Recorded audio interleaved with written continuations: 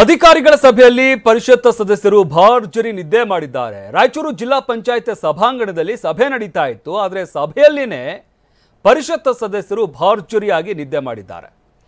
ಸಭೆಯಲ್ಲಿ ನಿದ್ದೆಗೆ ಜಾರಿದ ನೂತನ MLC A Vasant Kumar, ಸಚಿವ ಶರಣಪ್ರಕಾಶ್ ಪಾಟೀಲ್ ನೇತೃತ್ವದಲ್ಲಿ ಸಭೆ ನಡೀತಾ ಇತ್ತು. ಸಭೆಯಲ್ಲಿ ಮುಂದಿನ ಸಾಲಲ್ಲೇ ಕೂತ್ಕೊಂಡಿದ್ದಾರೆ.